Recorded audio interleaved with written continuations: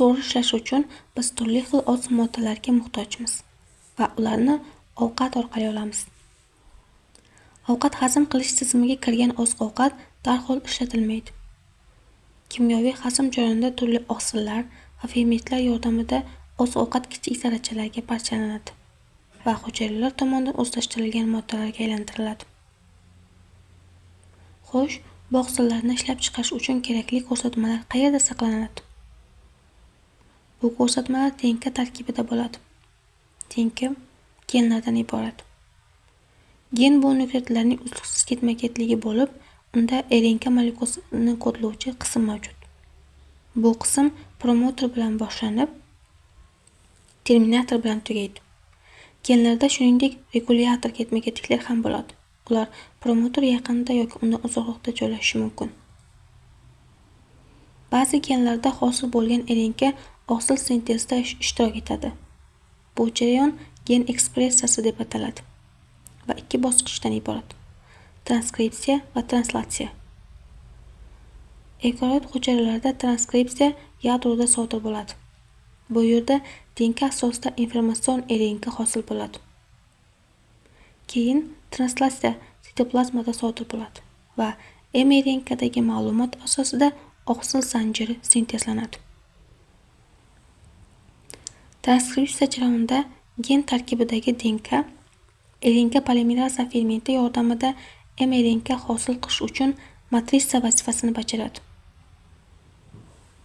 Bu jarayon 3 bosqichdan iborat: boshlanish, cho'zilish va tugash. Boshlanish bosqichida genning promotor qismi RNK polimeraza uchun bog'lanish joyi hisoblanadi. Aynan shu yerda gen ekspressiyasi ko'p hollarda nazorat qilinadi. Ya'ni RNK polimerazaning kirishi ruxsat etiladi yoki to'sib qo'yiladi. RNK polimeraza bog'langach, DNK spiral tuzilmasi ochiladi. Cho'zilish bosqichida RNK polimeraza DNK zanjiri bo'ylab harakatlanadi va komplementar asoslar juftlashadi.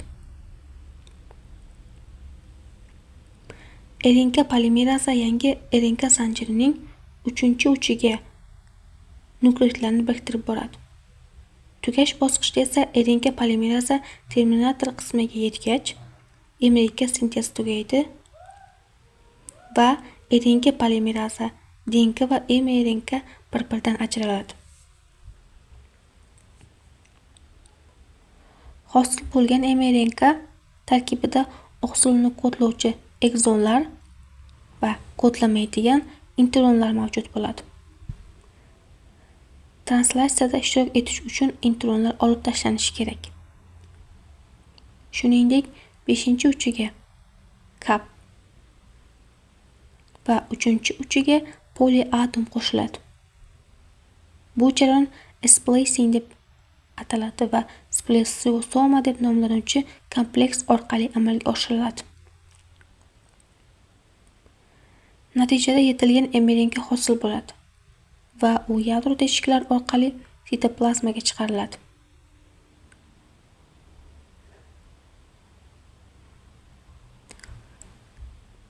Endi mRNKdagi ma'lumot qanday qilib oqsillarga aylantiriladi? Azotli asoslar uchlik guruhlarga, kodonlarga bo'linadi. Genetik kodda 64 ta kodon mavjud. Uning aksariyati ma'lum aminokislotalarni kodlaydi. 4 tasi maxsus bo'lib, bittasi boshlanish va 3 tasi tugash signalini beradi. Translatsiya mRNK kichik ribosoma subunligiga bog'langanda boshlanadi. Har bir aminokislota ribosomaga maxsus transport RNK orqali olib kelinadi. Transport RNKdagi antikodon ketma-ketligi qaysi aminokislota olib kelinishini belgilaydi. mRNK kodoni va tRNK antikodoni o'rtasida komplementar juftlashuv sodir bo'ladi. Boshlanishdan so'ng katta ribosoma subunligi qo'shilib, to'liq kompleks hosil qiladi. Ribosomada 3 ta joy mavjud bo'ladi. Bulardan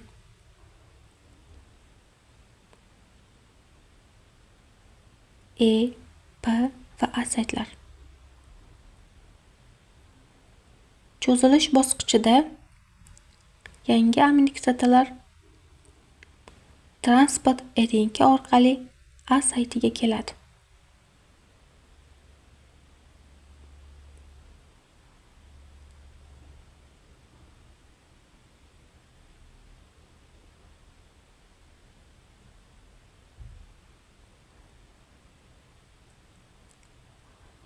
Bu saytdagi aminokislotalar bilan yangi aminokislotalar o'rtasida peptid bog'i hosil bo'ladi. Ribosoma bir kodon oldinga siljiydi. Ishlatilgan transport RNK E saytidan chiqadi va A sayt yana yangi transport RNKni qabul qiladi. Bu jarayon stop kodon paydo bo'lguncha davom etaveradi. Stop kodon kelganda release faktor A bog'lanadi. Polipeptid zanjiri ajraladi. Keyin butun kompleks parchalanadi va jarayon yana takrorlanishi mumkin.